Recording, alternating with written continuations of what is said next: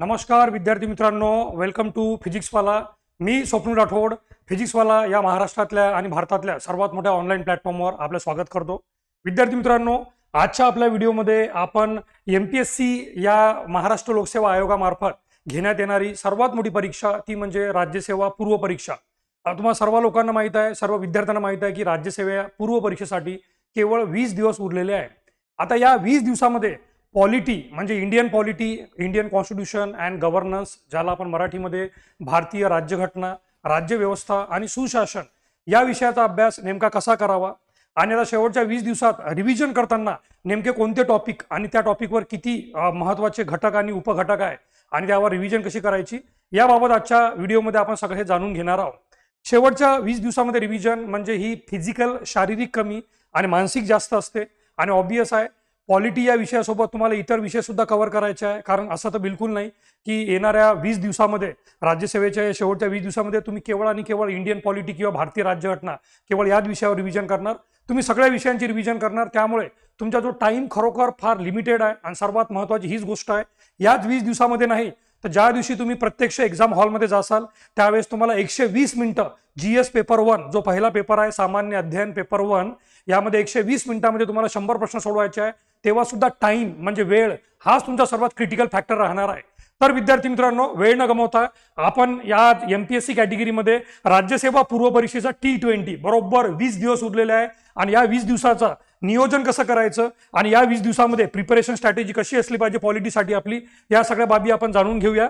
सर्वप्रथम विद्यार्थी मित्रांनो, सर्वात तुम्हाला इझी करून द्यायचं म्हणजे या शेवटच्या 20 दिवसात भारतीय घटना आणि व्यवस्था यावरील अतिशय महत्त्वाचे टॉपिक। आता ऑब्वियस आहे तुम्ही म्हणसाल की या 20 दिवसात महत्त्वाचे टॉपिक नेमके निवडायचे कसे, तर हे मी माझ्या मनाने सांगणार नाही किंवा मी असं काही अंदाजे एखादा ज्योतिषीप्रमाणे काही दूरदृष्टीपणा पण सांगणार नाही किंवा एखादा वाईल्ड गेस पण करणार नाही।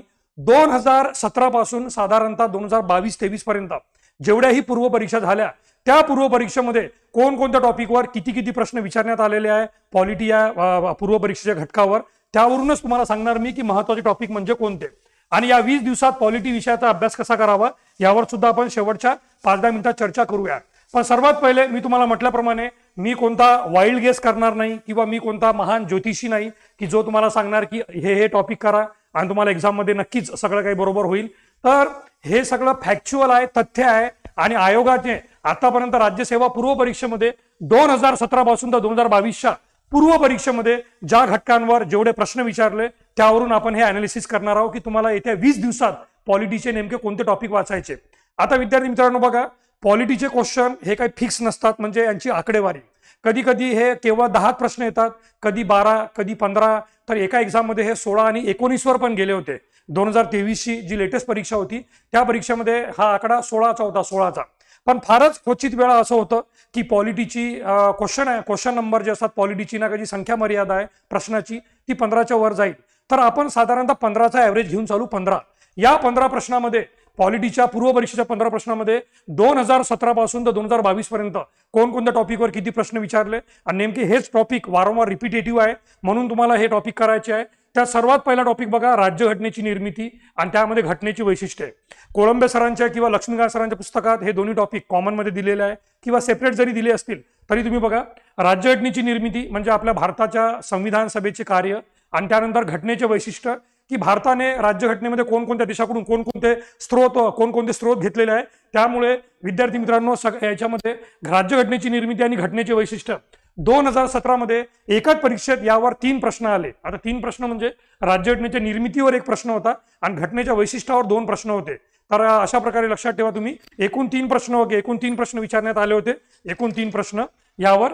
त्यानंतर 2018 मध्ये दूरपर्यंत प्रश्न विचारण्यात आला नाही। आता असं असतं की म्हणजे असे फारच क्वचित टॉपिक आहे जे दरवर्षी रिपीट होतात म्हणजे होतात। इमॅजिन करा, तुमच्या डोळ्यासमोर लक्ष्मीकांत सरांचं पुस्तक आहे, कोळंबे सरांचं पुस्तक आहे आणि त्यामध्ये पॉलिटीचे कमीत कमी 40 ते 50 विविध टॉपिक आहे जे पूर्व परीक्षेला सुद्धा कामी येतात आणि मुख्य परीक्षेला सुद्धा कामी येतात। तर एवढ्या 50 टॉपिक मधून आणि त्या आयोगाला जे काही टॉपिक निवडायचे आहे केवळ 15 प्रश्न काढायचे आहे, तर कोणत्याही एका टॉपिकवर 1 प्रश्न आयोगाने निवडला किंवा सिलेक्ट केला तरी कोणतेही 15 टॉपिक येतील, कोणतेही 15 टॉपिक रॅन्डमली। पण या 15 टॉपिक्समध्ये काही असे टॉपिक असतात जे वारंवार रिपीट होतात, जसं तुम्ही बघा 2017 मध्ये राज्यघटनेची निर्मिती आणि घटनेची वैशिष्ट्ये यावर 3 प्रश्न, 2019 मध्ये 1 प्रश्न, 2020 मध्ये पूर्ण लाईनच ब्लँक आहे कारण कोविडचा काळ होता, परीक्षा झाल्याच नव्हत्या. 2021 मध्ये पुन्हा 2 प्रश्न आणि 2022 मध्ये पुन्हा 1 प्रश्न. तर 1 2 3 4 5 6 वर्षाचा जर ऍव्हरेज बघितला आपण तर 3 आणि 1 4 आणि 2 1 4 आणि 2 6 आणि 1 7 6 वर्षात हा प्रश्न 7 वेळा रिपीट झाला. म्हणजे ऑन एन ऍव्हरेज प्रत्येक वर्षी हा टॉपिक रिपीट झालेला आहे, म्हणजे झालेला आहे. वर्ष 6 आणि प्रश्न मात्र 7. तर 6 वर्षात 7 वेळा हा प्रश्न विचारण्यात आलेले राज्यघटना आणि घटनेची वैशिष्ट्ये.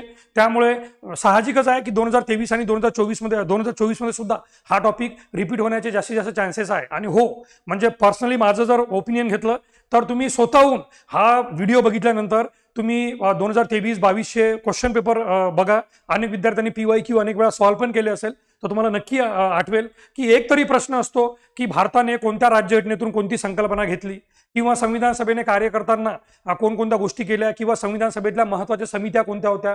कोणत्या ना कोणत्या स्वरूपात तुम्हाला राज्यघटनेची निर्मिती आणि घटनेची वैशिष्ट्ये यावर एक प्रश्न हमखास येतो म्हणजे येतो. नंबर 1 टॉपिक हा तुमचा महत्त्वाचा ठरलेला. त्यानंतर सेकंड टॉपिक आहे संघराज्य व त्याची क्षेत्र.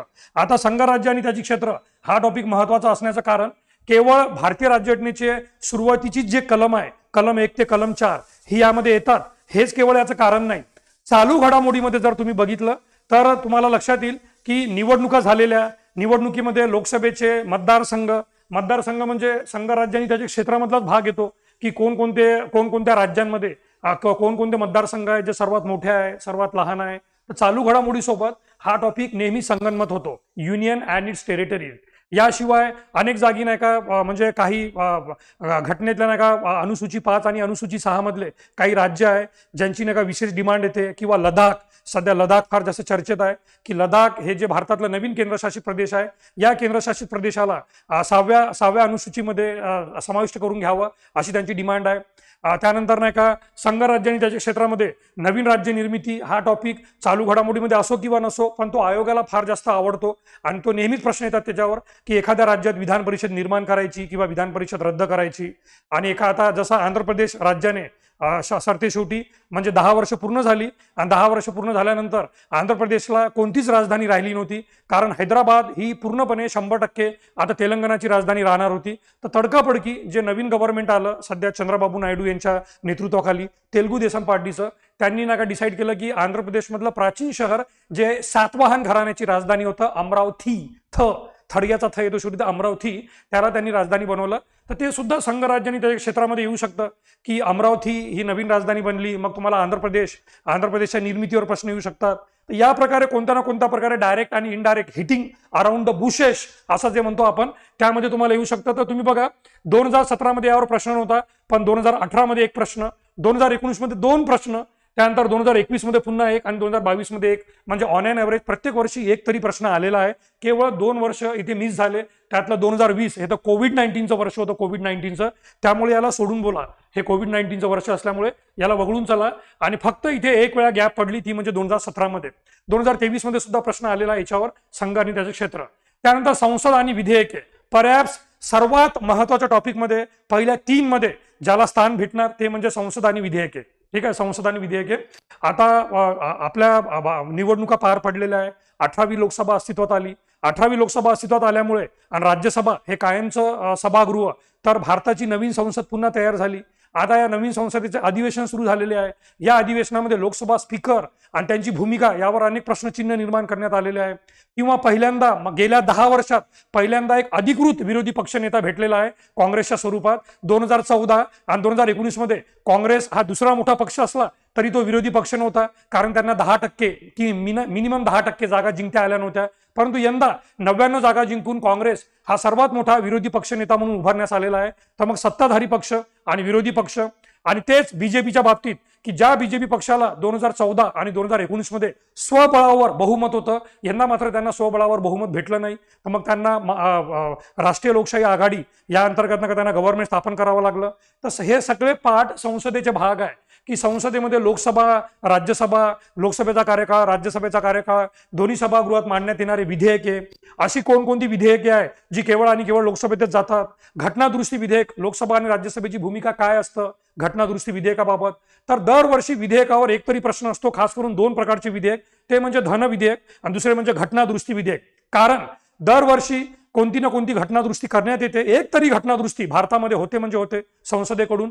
तर ती घटनादुरुस्ती नेमकी काय, त्या घटनादुरुस्तीद्वारे काय करण्यात आलं, तर चालू घडामोडी पॉलिटीमध्ये येतं घटनादुरुस्ती आणि घटनादुरुस्ती विधेयकाबाबत तरतुदी विचारू शकतात. आणि धन विधेयक, यंदा धन विधेयक महत्वाचं का बनलेलं आहे की सर्वोच्च न्यायालयाने जे इलेक्ट्रल बॉन्ड म्हणजे निवडणूक रोखे यांना नका घटनाबाह्य, अवैध, बेकायदेशीर ठरवलेलं आहे, नल अँड वॉइड. तर ते धन विधेयक म्हणूनच पास करण्यात आलं होतं निवडणूक रोखे 2016-17 मध्ये. त्यामुळे त्यावर सुद्धा तुम्हाला प्रश्न येऊ शकतो. आणि उरलेली गोष्ट म्हणजे संसद.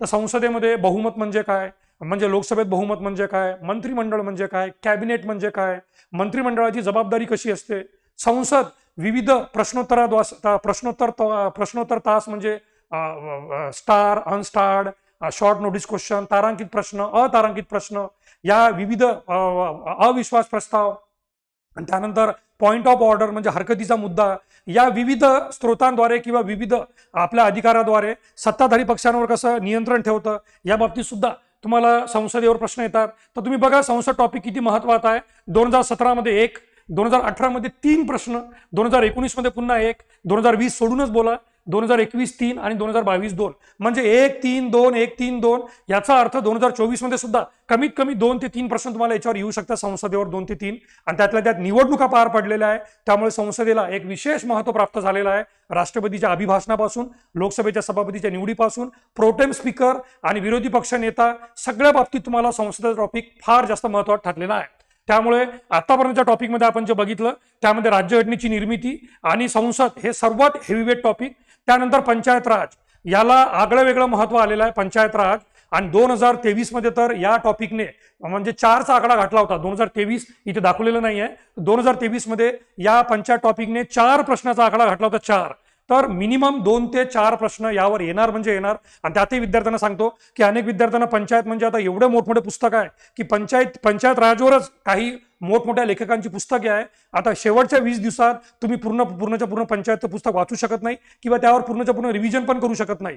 माझी तुम्हाला फक्त एवढी नम्र विनंती आहे की ग्रामपंचायत, ग्रामसभा म्हणजे ग्रामपंचायत आणि ग्रामसभा आणि त्यातले विविध कलमे, तरतुदी, सरपंच, उपसरपंच सगळं आलं, मग ग्रामसभा आणि ग्रामपंचायत आणि जिल्हा परिषद, फक्त हे 2 टॉपिक वाचा. इतर तर तुम्हाला महानगरपालिका, नगरपंचायत एखादा क्वचित प्रश्न आला तर आला आणि तो वेळेवर तुम्हाला टॅकल करता येईल. परंतु केवळ इमोशनल होऊन मला पूर्ण पंचायत राज वाचायचंच, मला पूर्ण महानगरपालिका, नगर परिषद, नगरपंचायत, जिल्हा परिषद, पंचायत समिती आणि ग्रामपंचायत, शहरी आणि ग्रामीण दोन्ही स्थानिक स्वराज्य संस्था पूर्ण करायच्या असा हट्ट करू नका. या हट्ट करण्यामध्ये पॉलिटीची पण रिव्हिजन मागे पडेल आणि इतर विषयावर सुद्धा त्याचा परिणाम पडेल. म्हणून माझं स्पष्टपणे म्हणणं आहे की पंचायतीचे जे 3 प्रश्न, 2 प्रश्न, 2 प्रश्न, 2 प्रश्न ऑन एन ॲव्हरेज येतात. एक प्रश्न ग्रामपंचायतीवर किंवा ग्रामसभेवर असणार आणि त्याच्या आजूबाजूला, आणि दुसरा असणार जिल्हा परिषद. तर केवळ आणि केवळ ग्रामीण स्थानिक स्वराज्य संस्थेवर फोकस करा. त्यातही पंचायत समिती करू नका. सरळ सरळ ग्रामपंचायत आणि ग्रामसभा आणि त्यानंतर जिल्हा परिषद आणि जिल्हा परिषदेच्या विविध समित्या यावर फोकस करा. तर आतापर्यंतच्या टॉपिकमध्ये तुम्हाला सांगतो मी, संसद नंबर 1 हेवी वेट, नंबर 2 तुम्हाला राज्यघटनेची निर्मिती आणि घटनेची वैशिष्ट्ये, पंचायत राज नंबर 3 हा महत्त्वाचा टॉपिक. त्यानंतर राज्यपाल आणि राज्यशासन. बघा 2017 मध्ये प्रश्न नव्हता, पण 2018 मध्ये 2, 2019 मध्ये 4 आणि लेटेस्ट 2022 मध्ये 3. म्हणजे इमॅजिन करू शकता तुम्ही 4, 3, 2 अशी आकडेवारी आहे. म्हणजे कमीत कमी एक प्रश्न तर येणार म्हणजे येणार. तर मी मागे आपल्या युट्यूबच्या सेशनमध्ये पण सांगितलं होतं की सध्या ट्रेंड असा होतोय की केंद्र शासनाचे कार्यकारी प्रमुख न विचारता राज्य शासनाचे कार्यकारी प्रमुख म्हणजे राज्यपाल, मुख्यमंत्री, त्याचं मंत्रिमंडळ, महाराष्ट्राचा महाधिवक्ता किंवा राज्यांचा महाधिवक्ता यावर जास्तीत जास्त प्रश्न ट्रेंड आलेला आहे. आणि महाराष्ट्र स्पेसिफिक पॉलिटी आणि महाराष्ट्र स्पेसिफिक नाही का स्थानिक स्वराज्य संस्था यावर प्रश्न जास्त आलेले आहे. त्यामुळे पंचायत राज सोबत नाही का राज्य शासन आणि राज्यपाल हा टॉपिक तेवढाच महत्वाचा आहे. आणि यावर तुम्ही तुमच्या डोळ्यासमोर बघू शकता 2018, 2019 मध्ये प्रश्नांची संख्या आणि 2022 मध्ये सुद्धा प्रश्नांची संख्या 3 वर गेलेली आहे. त्यानंतर घटनात्मक संस्था. विद्यार्थी मित्रांनो, सर्वात पहिले वेळ काढून या 1, 2, 3, 4 आणि 5व्या नंबरवर घटनात्मक संस्था. आणि या घटनात्मक संस्थांमध्ये UPSC, MPSC, भारताचा नियंत्रक व महालेखा परीक्षक, भारताचा निवडणूक आयोग आणि निवडणूक आयुक्त आणि मुख्य निवडणूक आयुक्त, भारताचा महान्यायवादी, अशा प्रकारच्या ज्या घटनात्मक संस्था आहे, वित्त आयोग, या सर्वात पहिले रिव्हिजन करून ठेवा. क्रॉप नोट्स तुम्ही केल्या असेल किंवा शॉर्ट नोट्स केल्या असेल तर मोजक्या शब्दात मेन वर्ड आणि यांच्या संबंधित जी कलमे आहे, अनुच्छेद आहे, आर्टिकल्स आहे, ती करा. कारण तुम्हाला घटनात्मक संस्था कोणत्या ना कोणत्या स्वरूपात येणार म्हणजे येणार. त्याचं प्रूफ बघा. 3 प्रश्न 2018 मध्ये, त्यानंतर 2 लगातार 2019, 2021 आणि 2022 प्रत्येक वर्षी कमीत कमी 2 प्रश्न कोणत्या ना कोणत्या 2 महत्वाच्या संस्था, मग त्या वित्त आयोग असो किंवा लोकपाल असो किंवा नाही का त्यानंतर भारताचा निवडणूक आयोग असो किंवा महालेखा परीक्षक असो, कोणत्या ना कोणत्या तुम्हाला घटनात्मक संस्था विचारतील म्हणजे विचारतील. आणि याच्यामध्ये आणि त्यानंतर 3 कंपल्सरी टॉपिक जे आहे ते म्हणजे मूलभूत हक्क, मार्गदर्शक तत्व आणि मूलभूत कर्तव्य. याच्यावर मी तुम्हाला डिस्कशन पण करायला सांगणार नाही, कारण हे डोळे मिटून यांच्या 3 पैकी 3ही टॉपिकवर प्रश्न येऊ शकतात किंवा 3 पैकी 1 टॉपिकवर येणार. एक तर मूलभूत हक्क विचारलं तर मार्गदर्शक तत्व आणि मूलभूत कर्तव्य विचारणार नाही, किंवा मार्गदर्शक तत्वांवर प्रश्न आला तर मूलभूत हक्क आणि मूलभूत कर्तव्य येणार नाही, किंवा मूलभूत कर्तव्यावर प्रश्न आला तर मार्गदर्शक तत्व आणि मूलभूत हक्क विचारणार नाही. म्हणजे भारतीय राज्यघटनेचा भाग 3, भाग 4 आणि भाग 4 या 3 पैकी कोणता ना कोणता एक प्रश्न हमखास येणार म्हणजे येणार. तर हे तर मोस्ट कंपल्सरी आणि सर्वात महत्वाचे. त्यात मी सांगितले तुम्हाला नंबर 1 संसद टॉपिक, नंबर 2 राज्यघटनेची निर्मिती, नंबर 3 पंचायत राज, नंबर 4 वर राज्यपाल आणि राज्य शासन आणि नंबर 5 घटनात्मक संस्था. विद्यार्थी मित्रांनो, एवढे जरी टॉपिक तुम्ही केले, आणि मी पुन्हा सांगतो की ही मी माझ्या मनाची आकडेवारी नाही, आयोगाने विचारलेल्या प्रश्नाचे हे विश्लेषण आहे की कोणत्या टॉपिकवर किती प्रश्न दरवर्षी येतात केवळ पूर्व परीक्षेमध्ये. याची आकडेवारी बघून तुम्ही एवढे जरी टॉपिक केले, जिथे मी रेड लेटरने 1 2 3 4 5 आणि हे 6 नंबरवर करून ठेवलं, तरी तुम्ही 15 पैकी आरामशीर 12 ते 13 प्रश्न इझिली टॅकल करू शकतात. 1-2 प्रश्न चुकतील किंवा 1-2 प्रश्न लॉजिक किंवा मॅजिक किंवा नशिबाने बरोबर येतील किंवा तुक्क्याने बरोबर येतील. सर्वच्या सर्व प्रश्न ऍब्सोल्यूट अभ्यासाने करेक्ट येतात असा कोणताच विद्यार्थी नाही, हे तुम्हाला स्पष्टपणे सांगू इच्छितो. आणि हा टेबल स्क्रीनशॉट घेऊन घ्या आणि या टेबलनुसार आता येणाऱ्या 20 दिवसात हे टॉपिक करा. संसद, राज्यघटनेची निर्मिती, पंचायत राज, राज्यपाल, राज्य शासन, घटनात्मक संस्था आणि हे शेवटचे टॉपिक. तर यामध्ये विद्यार्थी मित्रांनो, शेवटी तुम्हाला फक्त एवढं सांगू इच्छितो, आता विद्यार्थ्यांनी प्रिव्हियस इयर क्वेश्चन म्हणजे आयोगाने विचारलेले 2017 पासून तर 2023 पर्यंत सर्वच्या सर्व प्रश्न रोज पुस्तक घेऊन करू नका, कारण एवढा टाइम तुमच्याजवळ नाही. आणि PYQ सॉल्व्ह करण्याचा टाइम टेबल जो असतो तो परीक्षेच्या 2 ते 3 महिन्यापूर्वी असतो, टेस्ट सिरीज वगैरे सॉल्व्ह करण्याचा. आता काळ आहे की एका जागी शांत बसा आणि पुस्तक ओपन करा आणि त्या पुस्तकाला रिव्हिजन करा. आणि रिव्हिजन करणं म्हणजे पूर्णच्या पूर्ण पुस्तक वाचून काढणे नसतं. रिव्हिजन म्हणजे फक्त नजर फिरवायची की तुम्हाला सगळं आठवत आहे, तुम्हाला सगळं माहीत आहे, फक्त तुम्हाला त्यातले कीवर्ड बघायचे आहे. जसं राष्ट्रपती टॉपिकचं रिव्हिजन करायचं आहे तुम्हाला, तर राष्ट्रपती त्याचा कलम 52, कलम 53, कलम 54 म्हणजे त्याची नाही का फक्त वरचेवर शब्द. त्यानंतर त्याचा महाभियोग, महाभियोगाची कारणे, महाभियोगासाठी कोणती प्रोसेस आहे. तर प्रत्येक वाचायचं नाही की राष्ट्रपतीच्या महाभियोगासाठी संसदेच्या कोणत्याही सभागृहात प्रस्ताव मांडतात, असं करायचं नाही. महाभियोग संसदेचे कोणतेही सभागृह आणि ज्या सभागृहात मांडणार आहे त्या सभागृहात 1/4 सदस्यांची स्वाक्षरी. त्यानंतर नका राष्ट्रपतीला 14 दिवसाची नोटीस, घटनेचा भंग एकमेव कारण, आणि राष्ट्रपतीला आपली बाजू मांडण्याची म्हणजे ही देण्यात येते पूर्ण रिस्पॉन्सिबिलिटी, आणि दोन्ही सभागृहामध्ये विशेष बहुमत, महाभियोगाची दूरपर्यंत घटनेचा भंग या शब्दाची व्याख्या नाही. बस अशा एक शब्दामध्ये रिव्हिजन करत चालायचं. तर PYQ म्हणजे आयोगाने विचारलेल्या प्रश्नोत्तराचा सराव करू नये. रिव्हिजन करताना क्वचितच त्या एखाद्या वेळेस या PYQ वर नजर फिरवायची. म्हणजे जर वाटलं की आपल्याला राज्यपाल किंवा राष्ट्रपती किंवा संसदेवर नेमके कसे प्रश्न आलेले आहेत तर 5-10 मिनिटांसाठी फक्त नजर फिरून घ्यायची, आयडिया आणण्यासाठी. रिव्हिजन म्हणजे संपूर्ण टॉपिक वाचत बसू नका, केवळ महत्वाची माहिती आणि त्यातल्या महत्वाच्या शब्दावर फोकस करा. केवळ शब्द लक्षात ठेवा, प्रत्येक टॉपिक मधले आवश्यक शब्द लक्षात ठेवा. परीक्षेमध्ये तुम्हाला आन्सर लिहायचे नाही, तुम्हाला काळे गोळे करायचे आहे. त्यामुळे आयोगानेच तुम्हाला प्रश्न आणि आयोगाने तुम्हाला उत्तर दिलेलं आहे. तुम्हाला फक्त योग्य शब्द निवडून तो उत्तर निवडायचा आहे आणि त्याचा नका गोळा तुम्हाला करायचा आहे. 2023 व 2024 मध्ये चालू घडामोडीमध्ये पॉलिटीचे सर्व टॉपिक्स जे आठवणीने करा, कारण मी तुम्हाला आता सांगितलं की 2023 आणि 2024 मध्ये संसदेमध्ये जे महत्वाचे विधेयक पार पडले असेल, जसं नारी शक्ती विधेयक जे आहे ते तुम्हाला हमखास करावं लागेल, कारण त्याच्या परीक्षेमध्ये जास्तीत जास्त चान्सेस आहे नारी शक्ती विधेयक. त्यानंतर नका जे तुम्हाला म्हणजे सध्या नका आपल्या इंग्रजांच्या काळातली जी पूर्ण IPC म्हणजे भारतीय दंड संहिता पूर्ण बदलवण्यात येणार आहे, त्यावर सुद्धा तुम्हाला चालू घडामोडीमध्ये प्रश्न येऊ शकतात पॉलिटीमध्ये, की पूर्वीचा कायदा कोणता होता आणि आता नवीन कायदा कोणता होता. तर 2023 आणि 2024 मध्ये निवडणुका पार पडल्या आता ह्या सगळ्या टॉपिक तुम्हाला करावं लागेल, सर्व टॉपिक्स आठवणीने. जसं बघा, उदाहरणार्थ निवडणुका, लोकसभे सभापतीची निवड, प्रोटेम स्पीकर म्हणजे काय, आघाडी शासन म्हणजे काय, आणि इंडिया आघाडीचा लॉंग फॉर्म काय, इंडिया आघाडीमध्ये काँग्रेस आणि किती मित्रपक्ष आहे, बीजेपी आणि मित्रपक्ष एनडीए याच्याबद्दल माहिती ठेवा. महत्वाचे विधेयके, काही विवादास्पद बाबी ठरल्या असेल तर त्या सुद्धा आयोगाला विचारण्याची फार आवड आहे. जे कॉन्ट्रोवर्शियल असतं राजकारणामध्ये, जसं निवडणूक रोख्याबद्दल तुम्हाला प्रश्न डेफिनेटली येऊ शकतो. आणि काही महत्वाच्या नेमणुका त्यावर सुद्धा तुम्हाला पॉलिटीमध्ये प्रश्न येऊ शकतात. तर विद्यार्थी मित्रांनो, सांगण्याचा अर्थ की पॉलिटीचा अभ्यास आणि रिव्हिजन करताना शेवटच्या 20 दिवसामध्ये लक्षात ठेवा ह्या 3 बाबी: फॅक्ट्स किंवा तथ्य, म्हणजे जे रट्टा मारण्याचे पॉईंट आहे, सरळ रट्टा मारण्याचे पॉईंट, ते तुम्हाला लक्षात राहिलेच पाहिजे. जसं की कलम 14 म्हटलं की कायद्यासमोर समानता, हे तुम्हाला माहित असलंच पाहिजे. कलम 15, त्यामध्ये 5 गोष्टी, कोणत्याही नागरिकाचा धर्म, वंश, जात, लिंग, जन्मस्थळ या 5 बाबी आत्मसात असल्या पाहिजे. धर्म, वंश, जात, लिंग आणि जन्मस्थळ. तर जिथे जिथे रट्टा मारायचा आहे, पाठ करायचा आहे, ते पाठांतर फॅक्ट्स लक्षात राहिलेच पाहिजे. मग ती कलम असो, जिथे 14 दिवसाची नोटीस आहे, जिथे 10 दिवसाची पूर्व सूचना आहे, जिथे नाही का आपण ज्याला म्हणतो की जिथे कोणकोणत्या नाही का गोष्टी, म्हणजे जसं मूलभूत कर्तव्यांमध्ये कन्सेप्ट काहीच नाही आहे, ते पाठांतरच करावं लागेल की ABCDEFGH असे 11 मूलभूत कर्तव्य. तर जी फॅक्ट्स आहे, तथ्य आहे, ती आत्मसात करा म्हणजे करा, आणि असलंच पाहिजे दिमागामध्ये. आपलं MPSC रोट मेमरायझेशन जास्त आहे आणि कन्सेप्ट फार कमी आहे.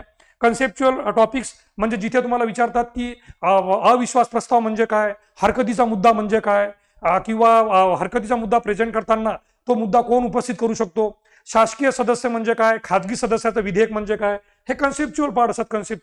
ते कन्सेप्च्युअल पार्ट लक्षात ठेवा, समजून घ्यायचे, म्हणजे जिथे रट्टा मारता येत नाही परंतु प्रश्न पाहून आपल्याला ते लक्षात येतं.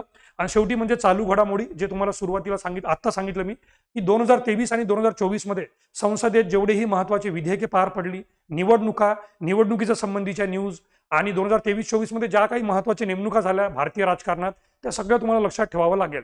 तर विद्यार्थी मित्रांनो, टॉपिक एंड करताना शेवटचं एकच सांगतो तुम्हाला की हा जो तुम्हाला टेबल आहे, हा टेबल बघूनच, आणि ज्यावर मी रेड लेटरने तुम्हाला स्पष्टपणे सांगितलं की कोणकोणत्या टॉपिकवर रिव्हिजन करायची, तर संसद नंबर 1 वर ठेवा, राज्यघटनेची निर्मिती नंबर 2, पंचायत राज नंबर 3, त्यानंतर राज्यपाल, राज्य शासन, घटनात्मक संस्था, आणि भाग 3, भाग 4 आणि भाग 4 मधला कोणताही एक टॉपिक तुम्हाला प्रश्न 1, 2, 1, 2 येतील. एवढं सांगू इच्छितो विद्यार्थी मित्रांनो. आणि पॉलिटीच्या शेवटच्या 20 दिवसासाठी तुम्हाला ही स्ट्रॅटेजी सांगितलेली आहे. ही स्ट्रॅटेजी फॉलो करा आणि नक्की पॉलिटीमध्ये 15 पैकी 12 ते 13 क्वेश्चन शुअर शॉर्ट करेक्ट आणा, ही माझी तुम्हाला नाही का नम्र विनंती आहे. तर धन्यवाद विद्यार्थी मित्रांनो. तुमचे काही फीडबॅक असतील, तुमचे काही डाऊट असतील, तर या युट्यूबच्या सेशनवर नक्की कमेंट कळवा. त्यावर आमची फिजिक्सवालाची टीम आणि मी स्वतः तुम्हाला रिस्पॉन्स करेल. धन्यवाद, थँक्यू सो मच. आणि येणाऱ्या राज्यसभेसाठी तुम्हाला all the best, very best of luck. Thank you so much everybody. Thank you, धन्यवाद.